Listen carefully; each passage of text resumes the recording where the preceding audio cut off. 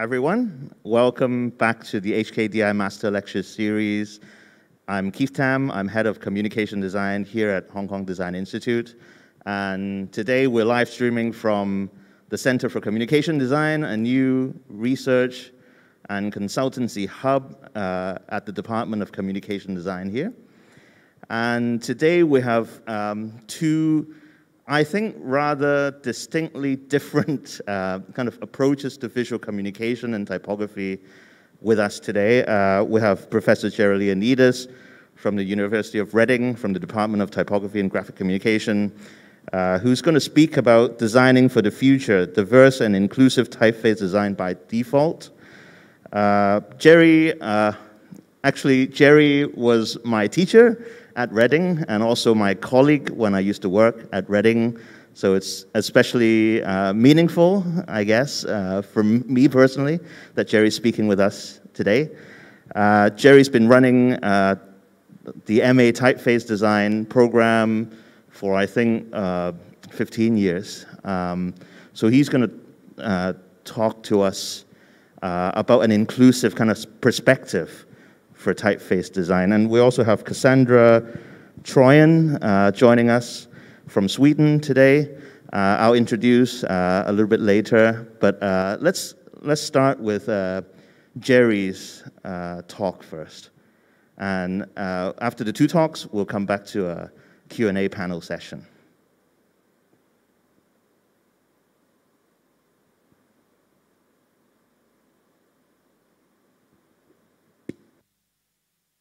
I am Gerry Leonidas, Professor of Typography at the University of Reading. Thank you very much for the invitation to deliver this keynote. Today I'm talking about diverse and inclusive typeface design. By diverse, I mean a process that is open to innovation, to exploration, and draws on the full breadth of culture and tradition to invent new forms.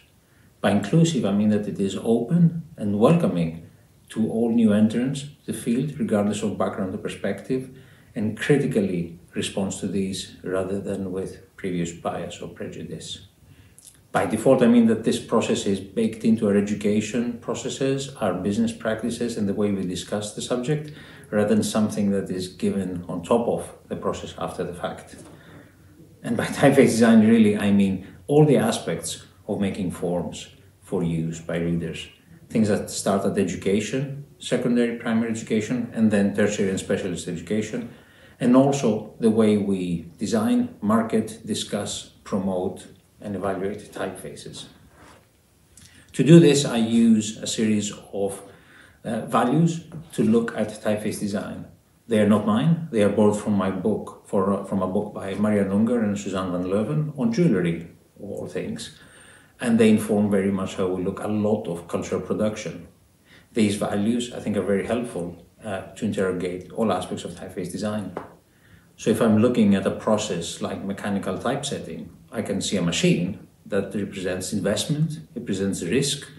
It also presents material resources that need to be obtained from somewhere, that they have opportunity costs. They also represent skills that need to be taught, technology, knowledge that needs to be patented, personnel that needs to be trained and then kept on because they also represent investment, as well as very technical limitations for how things are being produced, connections to patterns of trade and employment, in this case, the unionization of labor, paths into careers, and so on. And all that before we talk about the form of the typography that emerges from these machines. I can look at the full length of the production process and try to have this ties into a process of industrialization and urbanization, entries into careers again, and what these mean for the futures and trajectories of these people.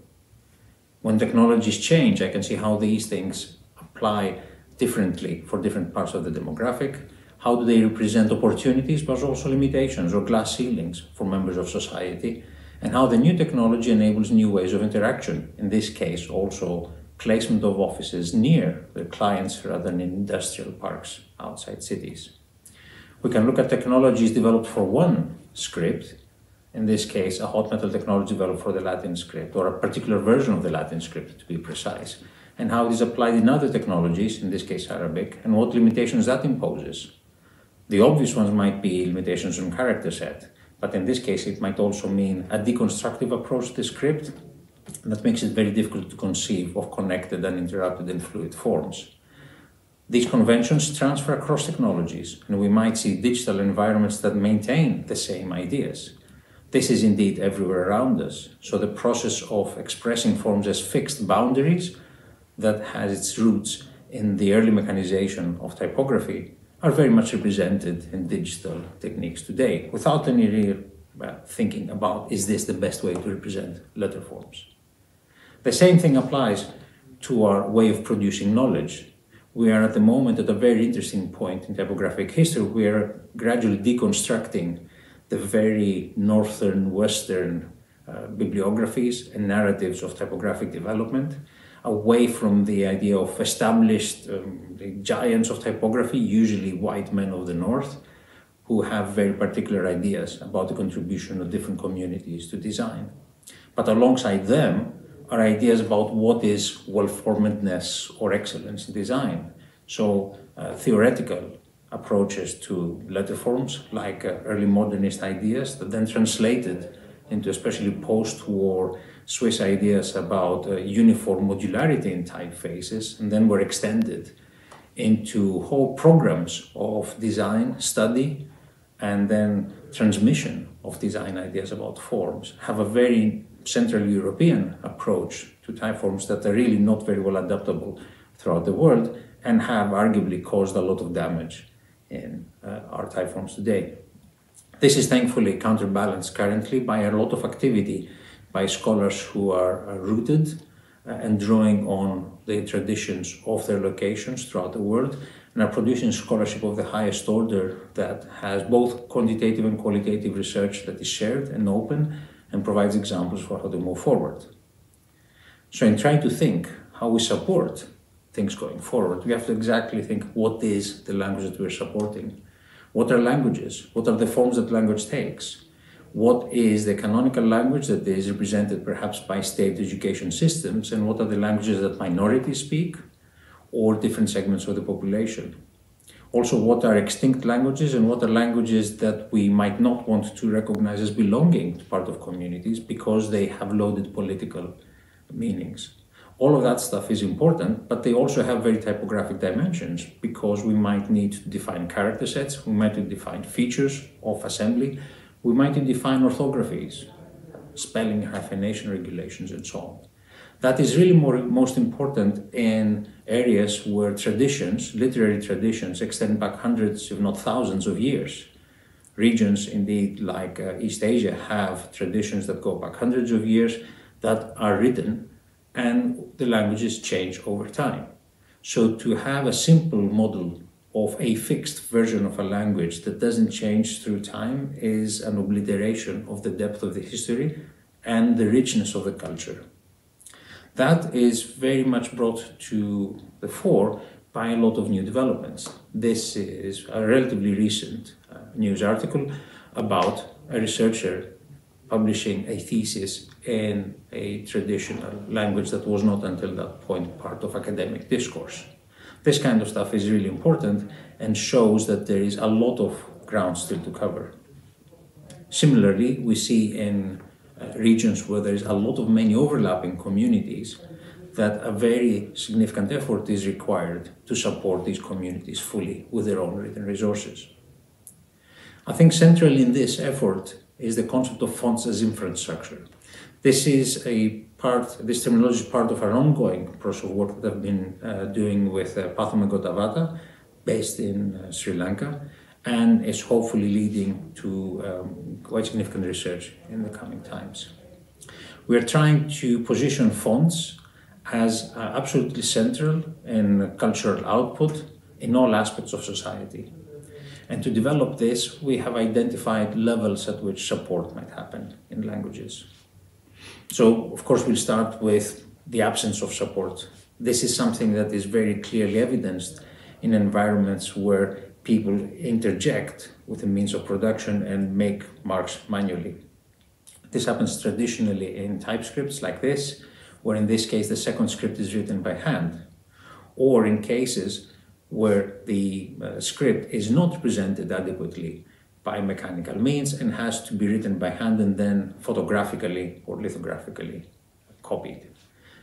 These systems allow quite a lot of flexibility to the maker of the marks to exactly represent the forms they want, but there are a lot of limitations in transmission and encoding of the systems. So this is always a beginning of specifications.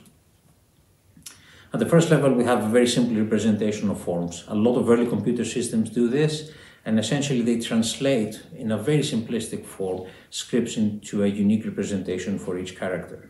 Often the systems don't even have basic encoding, so they only work in closed systems of computer typesetting environments. A lot of non-Latin languages, Greek, Cyrillic, Arabic, scripts are characteristic of having early stages of development with very simple solutions that would only work within these closed communities. The next step is one of applying a standard encoding, in most cases Unicode, to these very early examples. And indeed, a lot of these legacy solutions are with us today. So we see again a deconstructive, almost simplistic approach to what a typeform is, that is the application of a Unicode system, Unicode encoding onto extensions of previous ideas of typefaces. That often results to not very elegant solutions to support a script, which in this case is seen by the multiplication of very near identical glyphs. At the simplest form, this produces texts that don't have a lot of typographic variation, but they are adequate to transmit and document languages. And the failure of these systems is seen when we can evidence in our platforms the absence of representation of scripts. Now, this is interesting where we see fonts that might transmit the encoding, but not represent the visual form of the script.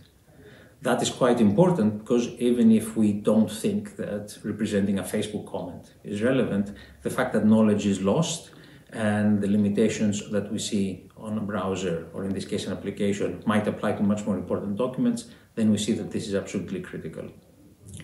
Related to this is the ability to interact with the machine. Are there keyboards that are sufficiently complete to represent all the aspects of the languages that we want to?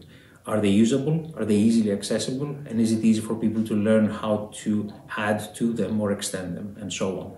And this is indeed one of the limiting factors in a lot of developments, considering that most of the laptops and phones we use have very similar modes of interaction. We're looking then at basic levels of support for authoring. These things have to do with creating new kinds of documents, education material and so on, that is important to enable the script to survive. That means to train new generations of users, readers, authors, and so on, and of course, typesetting environments. This is from what I showed earlier, the example of new forms of educational material that cover several scripts for communities that use scripts that are not part of the mainstream recognized communities. Related to this, an example like this, which is a typeface developed for Brazilian indigenous communities that has all the full diacritics that are required for these communities, which are by convention oral traditions, and only later assumed the use of a script. Going up, we're looking at what essentially is the fundamental requirements for society to operate. This is important resources for education, business, and administration, and these are around us every day. At this level, we begin to see what we would recognize as design in the typefaces, things that need to indicate hierarchies and relationships within a document. Most of the stuff that we interact with is part of at least this level, and it is evident because we look at things that have coordinated styles, mostly in weights, that allows us to navigate more complex documents. Indeed, at the heart of most of our modern systems is this modularization of weights and styles with fairly shallow typographic hierarchies for 3 or 4 levels that surround us all the time. And indeed, most of the systems we see can be translated into these very modular approaches to typographic hierarchies. As we are moving up into typographic development and a more respectful attitude towards the content, we are trying to provide accessibility to new uses and also a better support for things that have to do with optical sizes and also different categories of readers and documents. especially as we are moving towards a more inclusive conception of what the reader is, to support properly readers with visual problems and also different modes of access is central to this, and typefaces play a big role in this. New forms of technology that allows us to project typefaces in front of the reader with augmented reality and eventually virtual reality are absolutely central to this development, and we are just scratching the surface of research on typefaces for AR and VR, but these are going to be growing very rapidly. On a more mundane level, applications which transmit the same kind of content along very different optical sizes and platforms and also the speeds of use need typefaces that appear to be the same thing but must be coordinated stylistically and in terms of their behavior. Very relevant to this is the very rapid adoption of dark mode interfaces over the last year and a half, which shows very quickly how a new generation of readers is much more open to abandoning the imitation of paper for documents and to adopt something that is more restful to the eyes and actually probably easier to read in the devices that we're using. That, of course, has typeface design implications because it means that typefaces need to adapt to a foreground-background resolution that is very different from previous conventions. And indeed, the rapid adoption of lower contrast typefaces is to some degree connected to this. Going further, we're looking at developing typefaces that allow us to extend the support for different genres and provide support for different conventions. Things that have to do with specific uses, like things that blur the boundaries between typefaces for reading and typefaces for copying from in education, for example. And more importantly, typefaces that support the very interactive network-based approach to documents. Indeed, one of the entirely new in this century, uses of documents is a document as a hub for multiple voices of authorship, commenting, and so on. And our typography is still adapting to this enrichment of the typographic toolkit that we have. This is interesting because it shows us how a very traditional idea of a typeface design, which would be just letter forms and punctuations and so on, has to extend to include symbols, representations that might be abstract, branding elements, but also interactive elements that have to be coordinated. So upvoting or downvoting a comment has to be seen as part of the interaction of the document and the symbols for this as part of the typeface. Lastly, and probably less interesting since there's much more activity in this, the support of rich market solutions for documents that have to signify identity without the materiality of printed documents. This is something that is growing increasingly and is probably going to get much more active as we have more and more generations of readers emerging onto platforms that have no direct memory of learning how to interact with these documents in an analog, material-based world. So what is interesting as we go from a situation where our typographic conventions are based on genres of documents with very clear formats, very clear and static appearances, to formats that mutate into things that have open typographic expressions. They have bottomless columns. Maybe they adapt flexibly to different formats and modes of display. And they have to interact much more rapidly to our way of using them, for example, by refreshing automatically and adding comments. We're looking at things that are not just on their own anymore, but things that have these multiple environments all around them. As we are looking at the evolution of documents from fixed formats defined by their materiality and the means of production, along specific genres with very clear typographic conventions, towards documents that have flexible formats, very open expressions, adapt very much to user conditions, and dissolve ideas of authorship and contribution to absorb a lot of dynamic content. We need to be much more aware of not just individual condition around the document, but again, the material, financial, emotional, social, cultural, and historical context around it. These are what allows us to understand documents as hubs at a network of interactions, potentialities, and also ideas of agency, control, ownership, and the tension between tradition and modernity, renewal and conservation. To do that, we need to look at typeface design as a branch of applied humanities. This is an approach that allows us to borrow methodologies from established disciplines and look at environments of making and use of type to create knowledge about the human condition. It allows us to think about the tensions of societies today through the lens of typeface design and how they embody the expressions of our tensions in society in the moment we are, in ways that are visible, able to capture and analyze with toolkits that we have. They are also extremely good lenses for us to think about how we respond to challenges in society today and how our contribution, even in a field that seems on one level superficial, can be actually profound by enabling participation and redefinition of our communities. So thinking about these concepts, modernity and traditionalism, the strive for originality and innovation, the tension between authorship and ownership and sharing and open access to information, and very fundamentally, the terminology we use, what language means when we interact with our objects, and how we specify our needs, our expectations, and how we make things. That all contributes to placing typefaces at the center of an extremely rich way of conceiving our place in a community and defining our role in it. Thank you very much.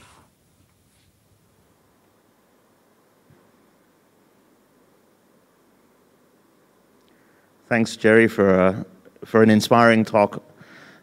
Looking at typography or typeface design as applied humanities. I think that's a very interesting idea that I'm going to save this thought for a minute, and we're going to discuss a little bit more about that.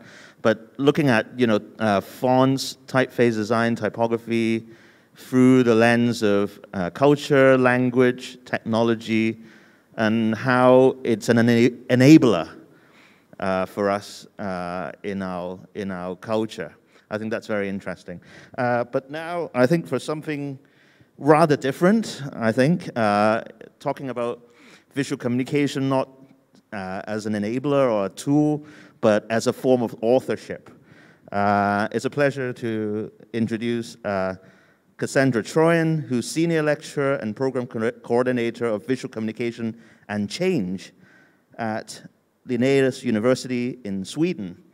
And they're going to talk about speculative fiction for anti-capitalist and decolonial futures. And let's watch Cassandra's talk.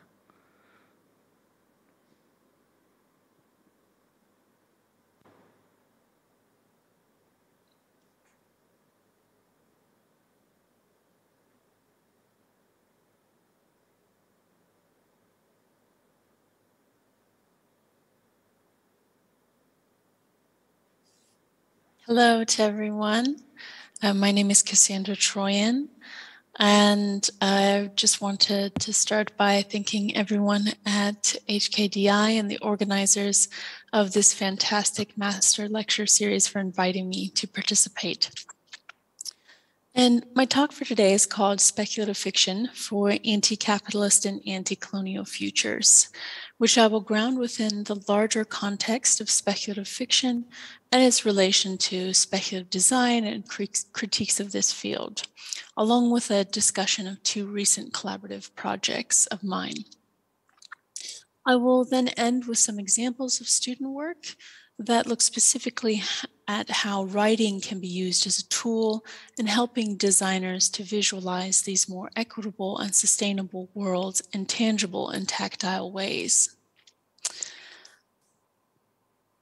And before I officially start, I would like to acknowledge that I am in Kalmar, Sweden, which should be first and foremost understood as indigenous land, all of Sweden, not only Sápmi in the north, with the Sami peoples as the rightful custodians and stewards of this land, whether or not the Swedish government recognizes them as such. For me, it is important to start here as my role in this research as an artist, academic, and educator in terms of what types of anti-colonial contributions I can make by addressing my position as a white settler.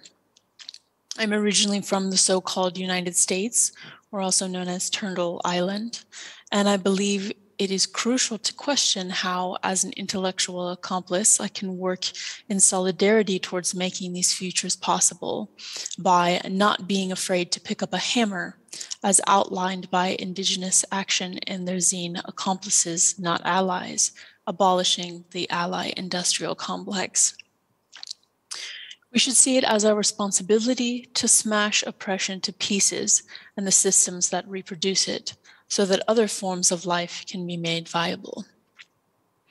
In terms of my own creative practices and its relation to speculative fiction and speculative design, I would like to begin by framing and contextualizing this particular form of writing and why it is useful for me both pedagogically and practically. And so with regards to its origins, Raymond Williams in Utopia and Science Fiction from 1979 outlined the differences between utopian fiction and dystopian fiction, both of which draw upon a contemporary sort of understanding or analysis of the world of that time, and then its transition through paradise, a world transformation, or through a sort of technological transformation. And then a similar version, of course, exists in the dystopian iteration, which I think we commonly see through the trajectory of science fiction or speculative design takes today, and which is commonly brought upon by technological advancements as well. And such as, for example, we see this with Elon Musk's and Jeff Bezos' plans to colonize Mars, or everyday objects such as these horse blinders to make us more efficient workers in our economically maximized office spaces. But within the domain of speculative fiction and its relation to speculative design, there's a limit to how depictions of violence often take this idea of a dystopian future yet to come, when it actually already exists in the world for those who do not live a white privileged life in the global north. Such as with projects like the Republic of Salivation in the online curatorial exhibit Design and Violence hosted by MoMA in New York City in 2013, when the designers imagine that food shortages and famines will be an issue of the future and are not already and have been occurring throughout the world for decades, let alone centuries. But this analysis has, of course, already been made by people such as Luisa Prado and Pedro Oliveira, two members of the Decolonizing Design Research Group, who in their critiques of speculative and critical design still believe that despite the pitfalls of speculative critical design, that, quote, we do believe that design is a powerful language, one that is perfectly positioned to provide relevant social and cultural critique, and that envisioning near future scenarios might just help us reflect on the paths we want to take as a society. And from this, they go on to illuminate the series of questions we need to ask ourselves when doing this work of creating a non or less colonialist speculative design.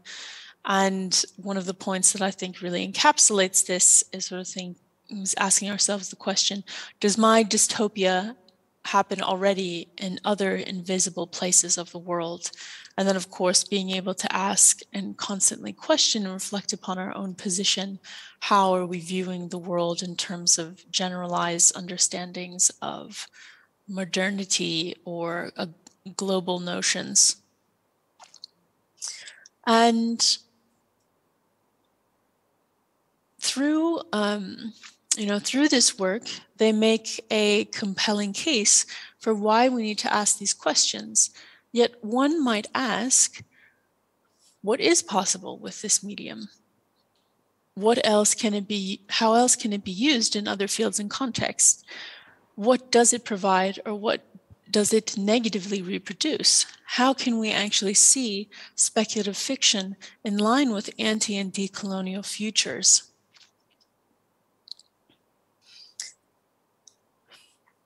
And with regards to speculative fiction, I draw inspiration from collections such as Octavia's Brood, science fiction stories from social justice movements from 2015 that was written by activists and organizers, as the fictions are used to incite, inspire, and engage, while also drawing upon the larger vision of the political work that wants to change the world, as described by Walida Imarisha.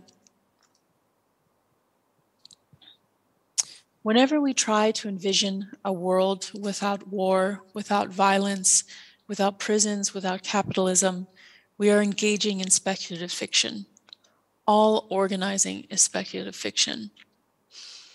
Thus, I think it is crucial to interrogate how we must navigate colonial histories as presented by Oliveira and Prada, while imagining ways that speculative fiction could challenge these legacies and addressing how they have shaped our present, particularly in relation to design and often in seemingly minute ways, and how they will continue to shape our future unless we act accordingly. So one project where I was working with sort of colonial histories and their relation to a particular cultural sort of site was with my colleague and collaborator Helga Stepan for a publication titled BX-B1 2053. And so this project stems from Stepan's exhibition, Trees Growing Bugs, or Can't Spot the Wood for the Tree, which was shown in autumn of 2020 at Gallery Rostrum in Malmö, Sweden. And here Stepan showed artworks of her investigation of the tree species Pseudopenes telefoniensis ring in its scientific name, and sort of in its actuality, it is not a tree that is alive as we normally assume it to be, but a mobile phone mast disguised as a pine tree. And thinking about this particular type of pine tree and its integrated biological symbiosis with other species. And then through explorative excursions in the UK, she's documented these fabricated trees and collects their fallen leaves, branches, and needles, as can be seen in the exhibition image here, as they're collected on the floor. And so for us, the publication takes as its starting point the newsletters from 1972. And first, I just wanted to go really quick to show that this is some of the remnants of the tree that's used in the sort of staging of it, and then an image, of course, of one of these trees that Stepan has documented.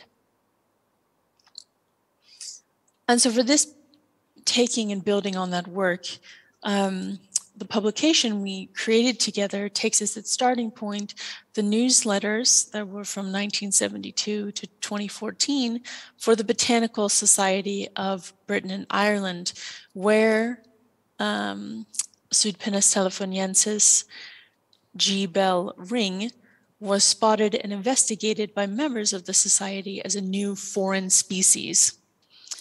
And using this historical reference, I then imagine a dystopian surveillance future where the lies of these unique conifers begin to take over the forest in a complex web of relations between military drone technology, British colonialism, phone companies, forest genetics, and butterfly cloning. In BXBI 2053, this speculative fiction begins a new collaborative project for us where we were questioning the prevalence of global surveillance technology, the role of human intervention, and the disruption of nature, where multinational communications companies finance the development of genetically modified surveillance plants and insects, all through colonial imperatives made visible in design processes. And so by starting with the newsletter, we really wanted to deconstruct the British colonial relationship to botany or at least this being something I was really invested in terms of how we could use that as a focus for, the sort of writing, or at least as an entry point, and to see how this was circulating in something as seemingly benign as a botanical society's newsletter. And then as we started to look through them, we saw more and more ways in which these moments, sort of would appear. And one being at the bottom here, British royalists can be seen here sending their loving attention to the Queen Mother through a hand-painted botanical card sent to her for her birthday, and that there are many different sort of moments like this throughout them. Yet the name alone also expresses in a very particular way this relation to sort of colonial rule, as it wasn't until 2014 that they actually changed the name from the Botanical Society of the British Isles to the Botanical Society of Britain and Ireland. And I think, to some it might, this might seem like a minor issue. Yet when the Republic of Ireland Act from 1948 came into effect, Ireland left the Commonwealth and ceased in any way to be British. And from a geopolitical perspective, to continue to refer to them as the British Isles, they're, quote, engaged in some unconscious Anglocentrism. And apparently, it is supposedly quite unconscious, yet most forms of colonial power in the present do appear in these assumed minor ways. And for those who are part of the Botanical Society say, quote, it is not obvious, quite obvious why they disliked the Botanical Society of the British Isles in terms of why there was a need for a renaming. And to say as well that the connection between British nationalism and environmental preservation can be seen beyond this newsletter or society, as it extends into a much larger history and series of connections, such as with racist and homophobic Brexit Party member Anne Widdecombe, who is also a patron of the British Hedgehog Preservation Society. And so for the exhibition, Helga included a copy of one of the newsletters in the space of the gallery as an artifact that then she was, sort of working with there and intervening.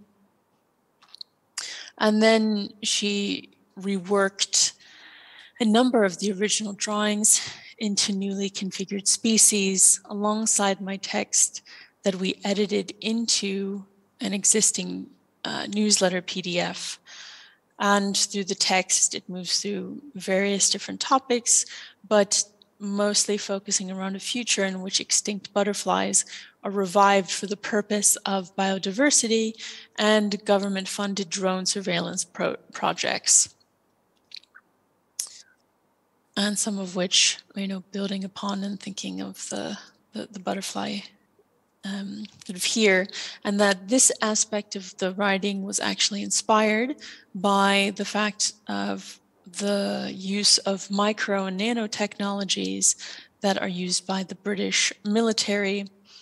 And these are also some of the, and then an insertion of the artist Stepan with the figure that we see in the exhibition. And then she also created some of these sort of drone figures that we see through the kind of camouflaged as these artifacts of from pine trees. And, in terms of the kind of militaristic aspect, seeing that it was based upon the use and development of technologies such as these that were used for, as I was saying, British military for reconnaissance missions in, Afghanistan as part of the war on terror, and is sort of exemplified through the propaganda from this this company. And then we can also think of course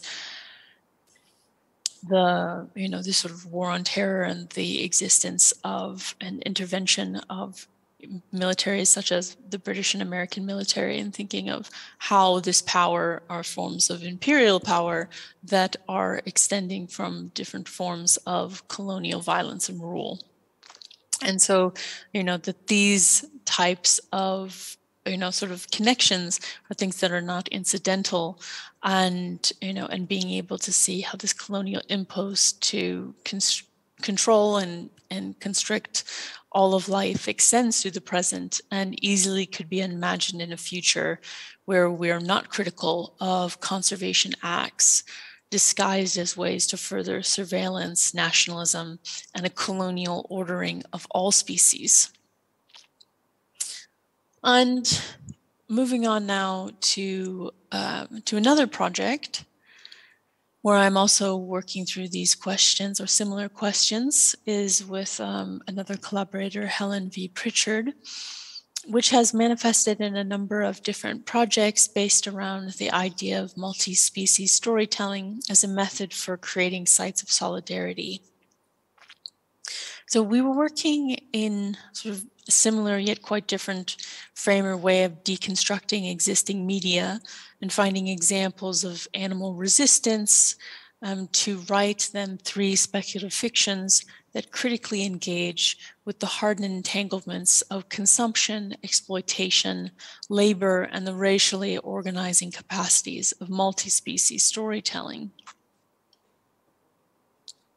Together, we experiment with a storying that is explicitly anti-capitalist, anti-racist, and anti-fascist, decentering of not only the category of the human, but of the human-led forces that ravage the planet and its inhabitants through enslavement, white supremacy, and colonial violence. The valence of political resistance becomes the guiding principle. And through this work, that we've argued that, we do need to do more work, as artists, as designers, as academics, to understand how racism and colonialism is always already embedded within the discussions and histories of multi-species storytelling. And through this collection of fictions entitled The Anti-Menagerie, Fictions for Interrogating the Supremacy of World-Shaping Violence, we call for the need to open spaces for speculative tracks that engage with the beaver's resilience, the zoo taker's collusion, and the swan's disobedience as methods for interrogating the supremacy of world-shaping violence. And I wanted to share now a short excerpt of this work, and it is the end of one of the stories called The Crisis of Culling, which witnesses resistant and precocious beavers and a multi-species uprising to fight cullings in Stockholm after being nearly hunted to extinction hundreds of years previously. And so this scene begins with a group of forest protectors who have gone to the forest to assist the beavers in their struggle and have to learn what it means there to pick up a hammer.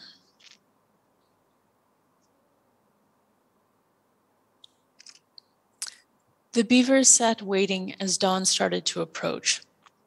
In the faint light, the forest protectors could now see that some of the beavers were missing toes, parts of their feet, whole legs severed at the shoulder, but completely healed with thick fur covering the site of the absent limb.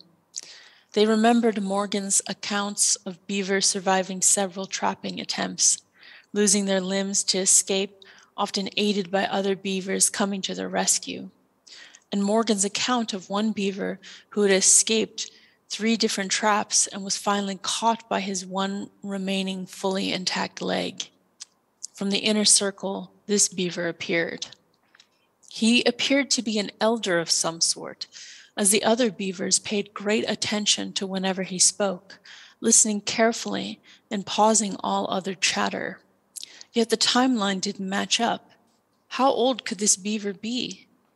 The forest protectors soon realized they were surrounded not only by elders, but by ancestors as well.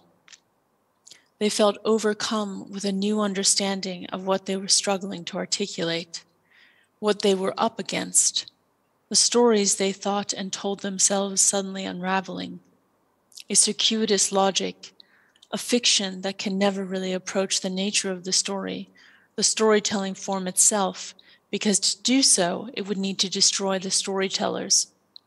From this, the forest protectors knew what they needed to do as they followed the beavers to their lodge and recited the beaver tracks, tracing out their shared lineage and history. By his sagacity, his industry, and his artificial erections, yet never small or weak, dull-eyed or mute, our resilience in practice, our tactics always changing, adapting, biting, fighting, united. By our immortal principle, no traps can take us, no prisons can hold us. When you kill the cop in your head, when you live outside the law, as we raise our black flag over every lodge, with every sabotage, a new day's work into a better light. In the full morning light, on the horizon where the castle usually sat, now was a sunken pile of collapsed towers and charred ruins. On the riverbank, there was a message of warning and resolution that read, "End of empire," in wood chips, with the anarcho-communist flag flying high above the beavers' lodges. Their human comrades did not hide their solidarity as they floated on an adjacent platform, constructed with the help of the Beaver Lodge construction squad, as the humans sat armed and ready, with the silencers from their weapons removed.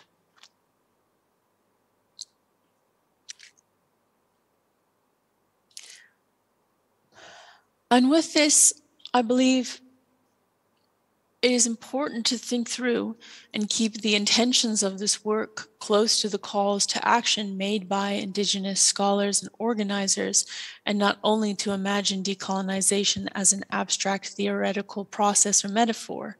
We must find ways to pick up the hammer. And as described by Lakota scholar Nick Estes in his book, Our History is the Future, on the history of Indigenous resistance in Turtle Island, he describes the work of water protectors at Standing Rock in protest to the building of the Dakota Access Oil Pipeline through Indigenous land. The resistance is encapsulated through the phrase, "Min wikone," water is life, which goes beyond the logic of capitalism. Whereas here, we are challenged not just to imagine, but to demand the emancipation of Earth from capital. For the Earth to live, capitalism must die. For Indigenous peoples, the idea of an anti-capitalist future is not just a fantasy, but a necessity that must be met in order to save the Earth from climate catastrophe that has been brought on by centuries of imperial plunder and conquest.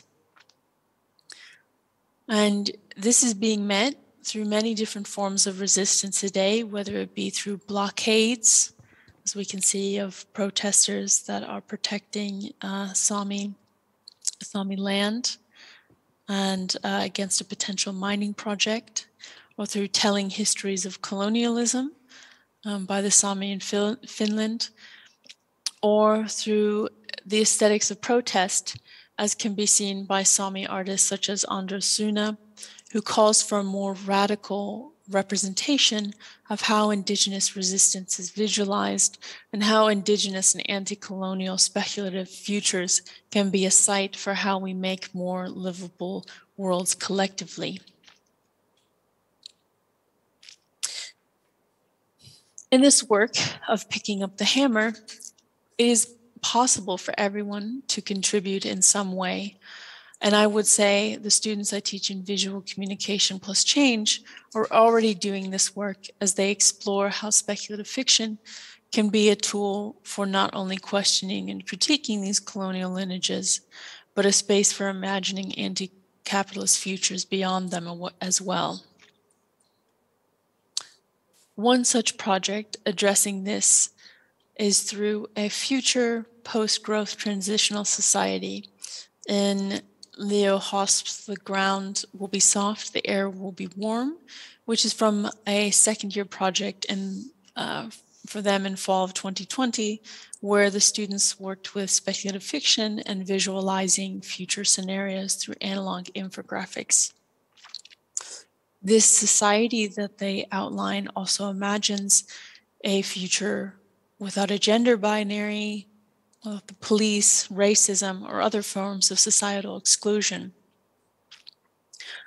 HOSP's work challenges as well the typical format of the infographic itself by using tactile and sensory relations as a form of storytelling that makes such a future become all the more palpable, and their depiction by populating this scene with supposedly useless artifacts of the past and notes that narrate a more human relation to how we experience this future beyond just a display of statistics, and that this is also meant to be something that a viewer could go and experience and to engage with and think about the different sensations that you might experience through sight and touch and smell.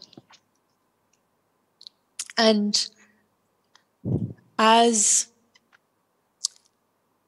a vision of possibility, we can hope that someday even capitalism will be a relic of the past, along with the systems of domination that are upheld through it. And co-housing communities by Margherita Politi and Heikki Huhtala from this fall, so from last month when I was teaching this, they imagine a world of collective housing, education, and living where everything is freely shared in the community, and that those who didn't agree with this form of living in this transition to these modes eventually disappeared. And they go on to write, there was no mention of what happened to them. Did they make their own communities or slowly just faded away? All I know is that those bad things of the past don't exist here. No landlords, no companies, no government to shape our lives to their agendas. I do remember, though, the elders telling stories of the past, calling our community the new old model of living, and how this was the way humanity lived for thousands of years before.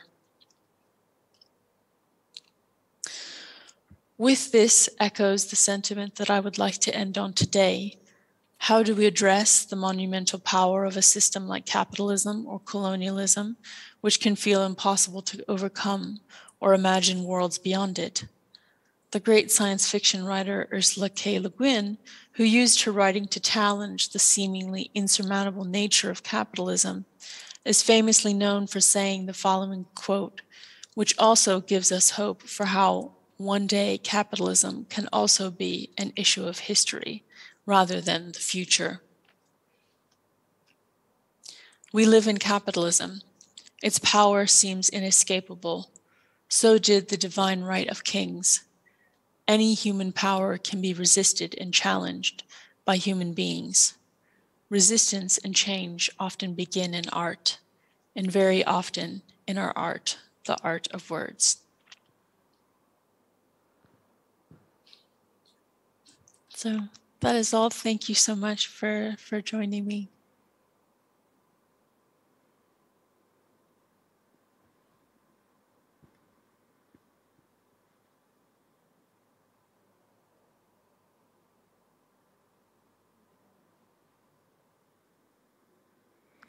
Thanks, Cassandra, for showing us how design can be more than a tool, but a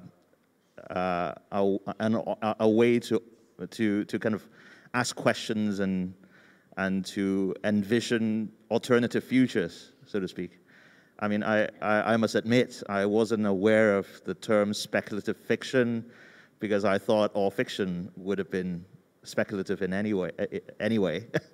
But maybe we can talk a little bit more about that. I think the two talks couldn't have been more different, and I think that might be an interesting point of departure for us in talking about how the different approaches to visual communication and how It can be an enabler or a tool, or it can be authorship. Designer can be an author as well. Instead of looking for solutions, we can actually ask more questions to think about the future.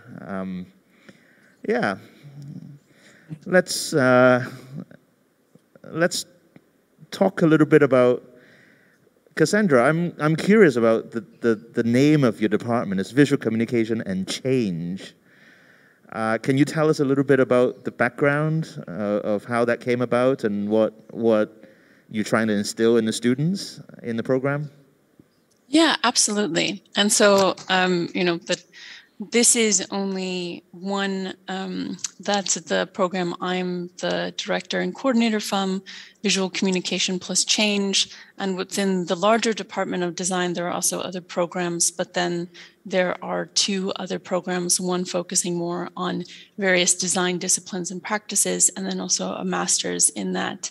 And it develops specifically with, I think as you were saying, Keith, these kind of questions in mind of what can design's role be in terms of making, more sustainable futures. And I think very much in visual communication, thinking of, the ways in which design has been capitalism's little helper, and actually that the power of visual communication allows for many different types of interventions or contributions to society, and that we really also want to expand the notion that sustainability is only an ecological or environmental issue, and really look at this from a holistic perspective of seeing how the cultural, the political, the societal are all absolutely crucial for how we can understand the power and possibilities for using visual communication in society today. And then, as my work is saying, of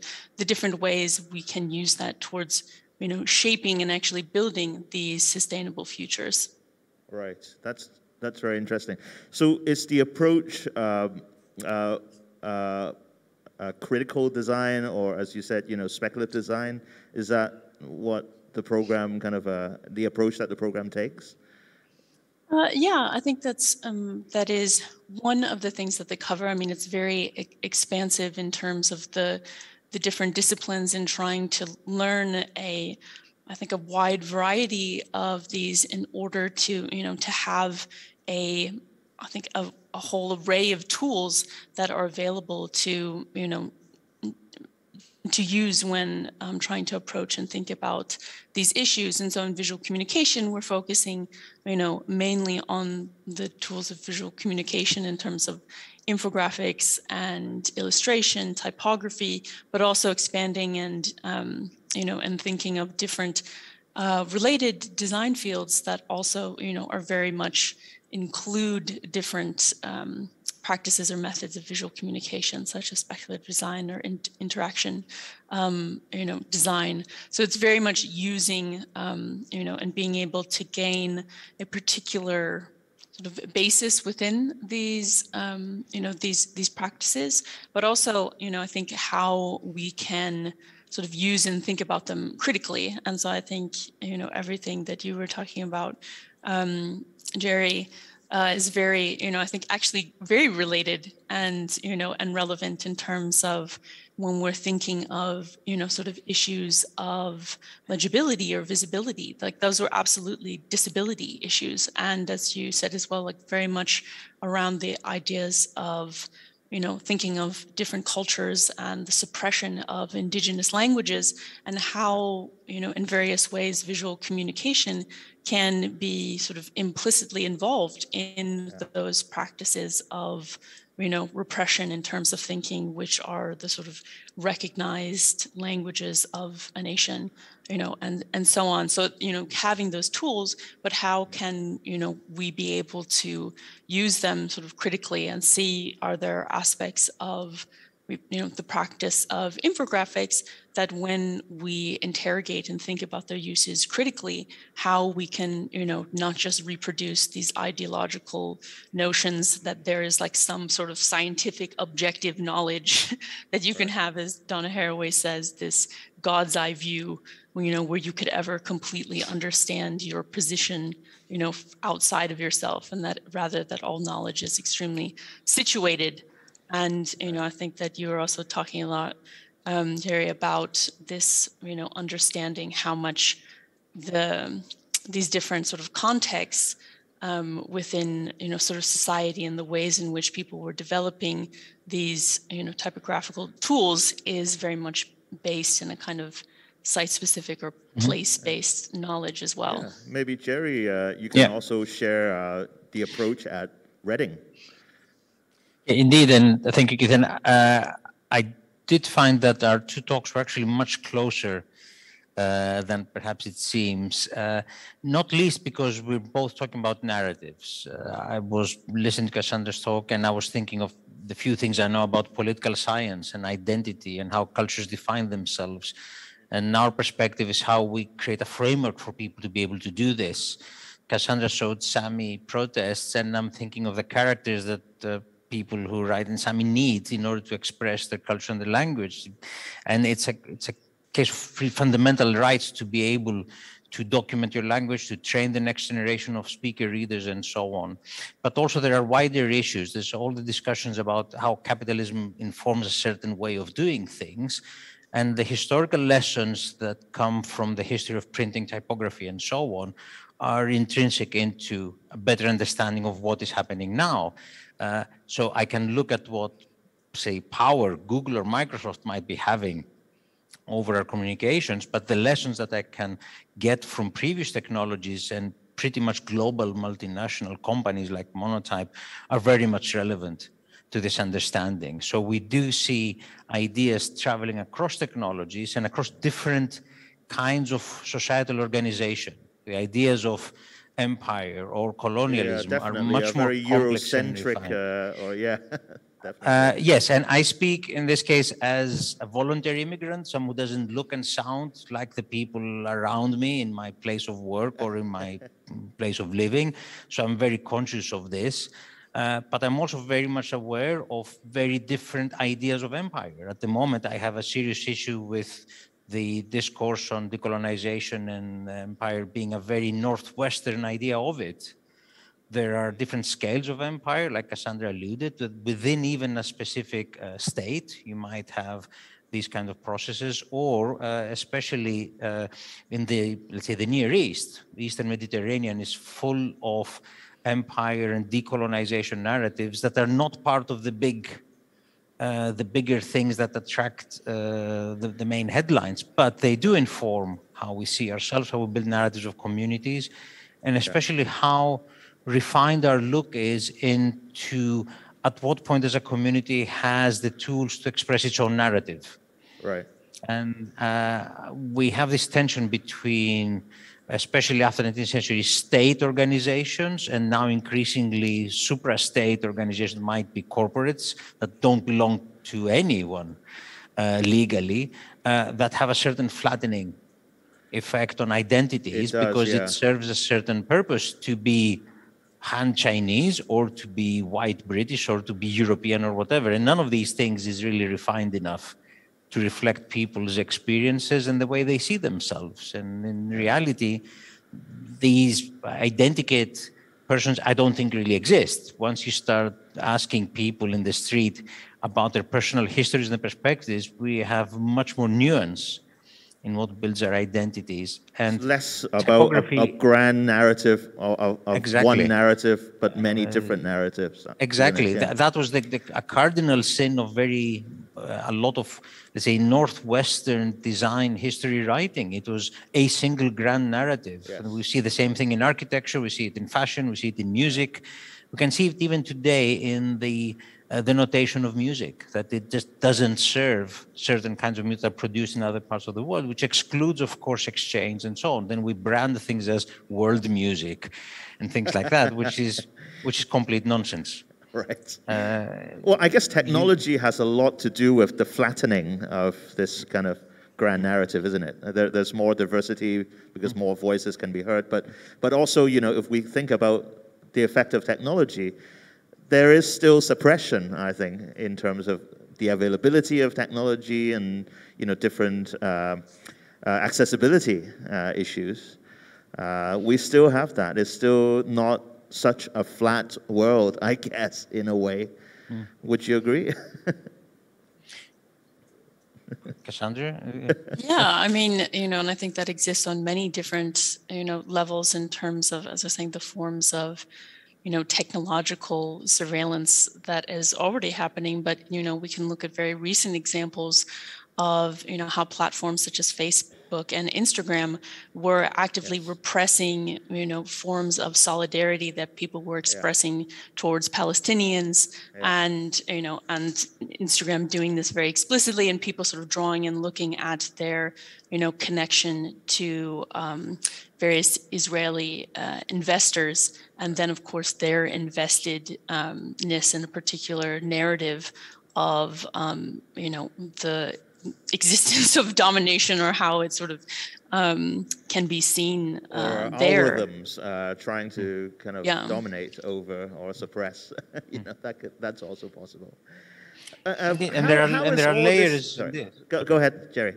And there are layers in this, because at the same time, in certain regions of the world, you might opt to have a Google email account, because that allows you to sidestep the local control that you might have and evade a certain lockdown of services that a local state actor might do.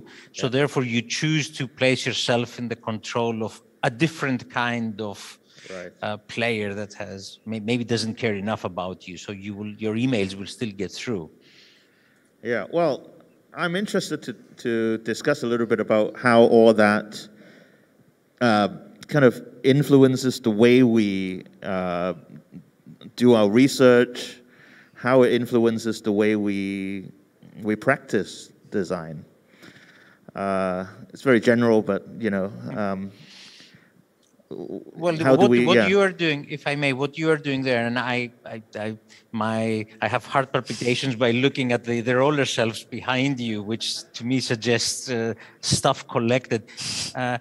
Are often at the starting point for this, a perspective for collection and description that looks at things that are coming, let's say, from the bottom up, ephemera, things that people produce informally, that not necessarily are the products of organizations or institutions, but really reflect how societies self-organize or communities differentiate themselves, or let's say almost at the street level. To be able to document these things and then make them available for comparison surveys, some qualitative analysis, is at the heart of giving some depth into these narratives of design, and then connect them to these, I'm going to use Anderson's, imagined communities that people construct. I use the term intentionally because Anderson connected to print capitalism, the idea of multiplied copies has specific effects in identities that are created, and that is important. But also shop signs, and ephemeral notes and lettering in the streets and interventions that people make. These things are central. There is a footnote to this that we do have a serious issues now on how to document and collect things that are entirely digital. Right, yes. Like 15 Instagram years posts. ago. And before that, rage memes and so on, which are 15 years old now, that are actually quite difficult to uncover out of the Internet archive and figure out the conversations that happened around them. That gives a certain power to the organizations that allow these things to be published, but then not necessarily to be linked to outsider systems. Right. Mm-hmm. Yeah, and I think that, yeah, absolutely. I would say, you know, this idea of the, you know, maybe it is also the collection, but the distribution of, you know, things that are coming from very specifically locally oriented forms of, you know, I could say from the perspective of graphic design, and seeing, you know, of course, that, you know, it's not as if communities need to be given these tools, but that they're already, of course, doing it themselves, and so indigenous designers such as Sadie Redwing, is looking specifically at the ways in which, our understanding of indigenous graphic design in North America does not exist, as you were saying, Gerry, within any kind of like hegemonic canon, that sort of describes what is. Even in Hong Kong, I mean, the stuff that you see behind me, I mean, we never studied signage from the street, or Chinese signage. That hasn't been in the grand narrative of design history that we studied, even here. So, we are going through that process as well, post-colonial, 25 years now, which is a very, very short time. And, that's why we need an archive. We need to study these things that weren't included in our histories before. So I guess, the three of us are doing something where we are. I think I was going to ask, how being displacement, Cassandra, you moved from the US to Sweden, and Gerry moved from Greece to the UK, and, I've been a few places too. How that kind of informed the way we practice, or how it informs our interests are probably a little very similar in a way, because we have similar experiences. And I think that kind of cross-cultural influence is becoming very important, because it gives you a different perspective, doesn't it? Yeah, absolutely. And I would say, from the perspective of the department that I'm in, that it recently, or at the sort of beginning of these programs, which are now sort of approaching like 5 years, I think that or a little bit longer now, that they've been in existence. But the fact, that then they were switched to being taught in English, which, is another sort of problem of like of what is our like sort of hegemonic language for communicating. But because of that, it, has allowed that it's like a very diverse international, sort of not only research, but teaching environment that absolutely destabilizes this idea of like, who is the we? What sort of perspective or position of authority can any of us, sort of speak from, when we all have such extremely, different kinds of, narratives, and whether those be of a particular, sort of identity that, as you were saying, Gerry, it's like if you ask people in terms of how they sort of map their own sense of self or identity in relation to these sort of national narratives, it absolutely, pretty much very often, diverges from that. And so I think, having also that's, my understanding of being here as some form, of immigrant is, of course, very different than some of my students who've come as, refugees from Palestine or Syria. So it's always, thinking of like the complexity and the power sort of relations that, we have to navigate. But I think it provides a really, important opportunity to think of how, we're able to do that in various institutional spaces. Right. In view of time, I think I should open the floor for questions. I'll read you the questions that we have in YouTube. Kiki is asking, as part of the type and design community, there is no doubt that we see a lot of potential and room for exploration in the studies and research of type design and typography. However, a lot of times our knowledge and understanding from this field doesn't transfer to the general public. I guess this is directed at Gerry, or can be Cassandra as well. How can we bridge the gap between the industry, academia, and the general public? Yeah, and also government bodies and clients. It's a very specific question. How do you both feel about getting the public to be kind of more, I guess, to understand a little bit more of what we offer, what value we offer? If I may, can I? Yes, please. I think Cassandra showed also some actions in this, exhibitions, publications, talks, things that are intended for an audience that is not just academics talking to academics, but allow people to engage and ask questions about these artifacts that represent their trajectories, their own narratives. I think that's a very obvious starting point. And then there's a range of publications or talks, events, and so on that we can do. There's different tasks when it comes to issues of policy. And there, the language of efficiency or the language of inclusion and so on, things that might even have legal directives attached to them can also be quite useful. Because if I describe typographic requirements in the language of accessibility and inclusion, which now has a certain legal protection in many jurisdictions, this is something that someone who makes decisions at a state level can understand. It can also be translated into whatever language someone who makes investments in resources understands, in education and so on. So I think the skill we need to develop is to present our concerns with the right kind of aspect so that it matches the perspective of the person who receives it. Right. Again, this is a kind of empathy of communication, not to talk about what we think we want to talk about, but try to understand what are the motivations of the person at the other end of the table and try to bring our concerns through in a way that they will be able to resonate with. Right. Great. Yeah. Cassandra, do you have any views about that? Absolutely. And I think that, one thing that is important, and I would agree with you, Gerry, of being able to navigate these different spheres is also coming from a position of, maybe not understanding what we have to, to sort of offer, but trying to then sort of, I think, shift the perspective to think about, of course, designing not for, but with.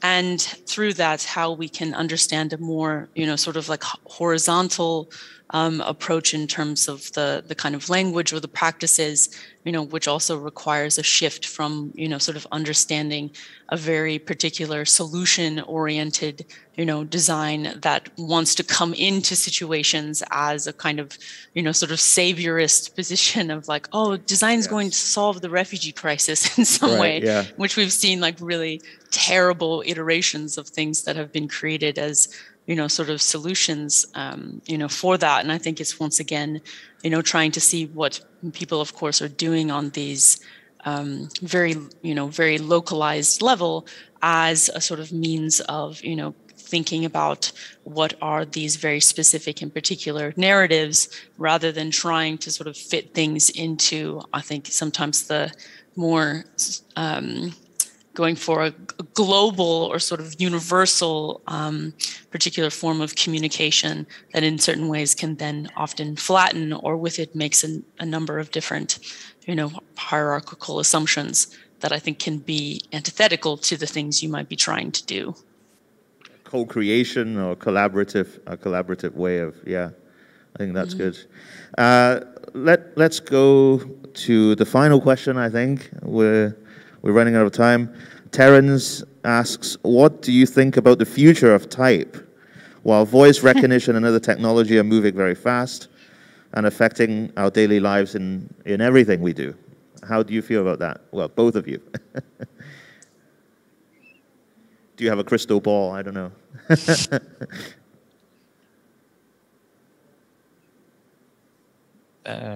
Cassandra, you want to go first? Yeah, sure. Yes. I'm thinking out Yes, I can go. Maybe I can.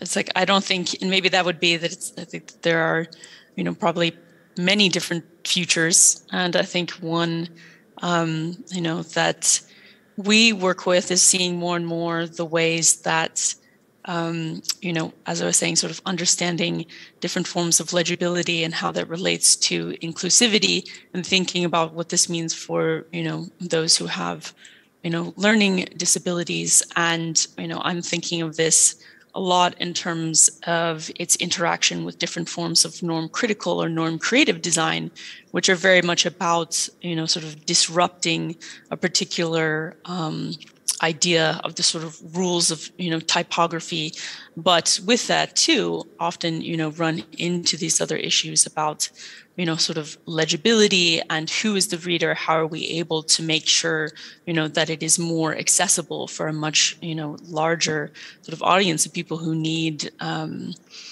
who need audio, who need different sizes, who need, different things in terms of dark mode or different aspects that help in terms of the, the sort of legibility. So I think that that's, a kind of understanding of how these different disciplines, I think, can be working in conversation rather than in conflict or contradiction to, each other, I think provides a way to see that there are many different forms of sort of norm critical or creative sort of design practices that don't have to, sort of contradict these, their sort of uses or intentions. Gerry did mention VR and AR and MR and whatnot, XR, I think a lot of R's now. Okay.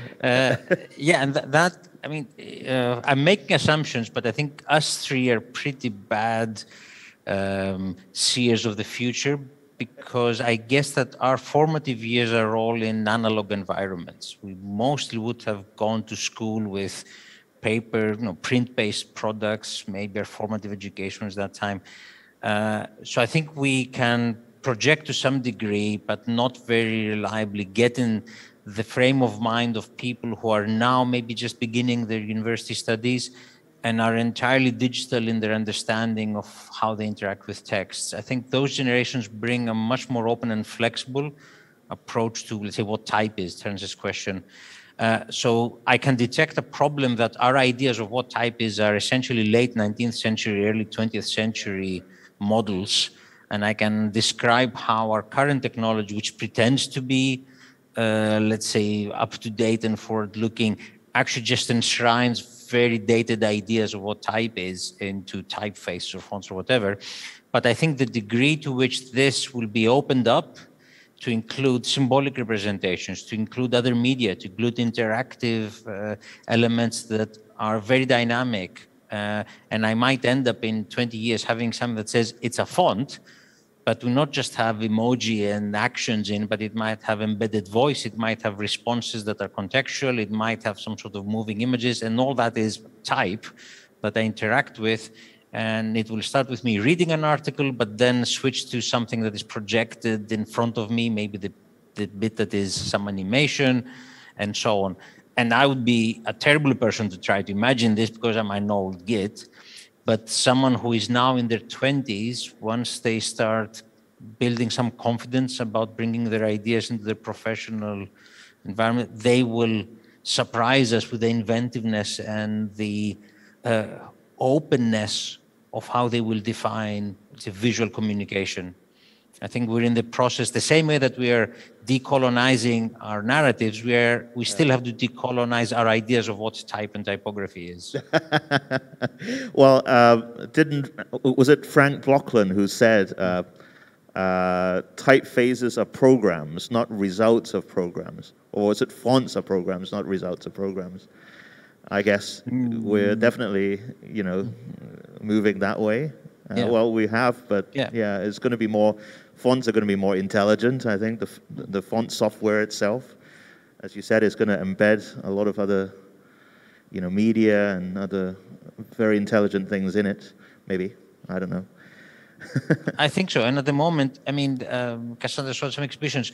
Why does the type there have to be static and not talk in some way with the type that I hold in my phone and so on? So we have some technologies that are still nascent yet and are not really enabling these connections between the kinds of text we consume or the media we consume.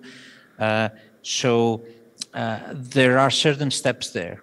Plus, we have not really seen how the next generation of wearable computing might influence how we experience type. So we all three wear glasses, and within 10 years, these glasses will have enough battery power to have little screens in there.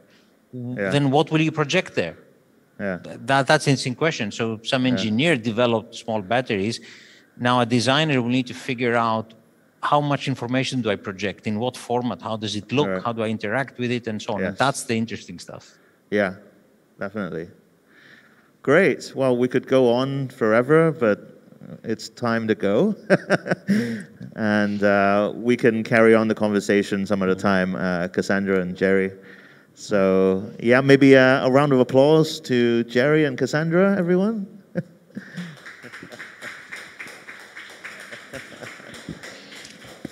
Yeah, thank you very much. So that concludes today's program, and watch this space for other lectures in the series. So take care. See you. Bye. Good luck with the research center. Great. Thank you. Keith. Thank you, Thanks Gerry. very much. Bye. Bye. Bye. Bye, Cassandra.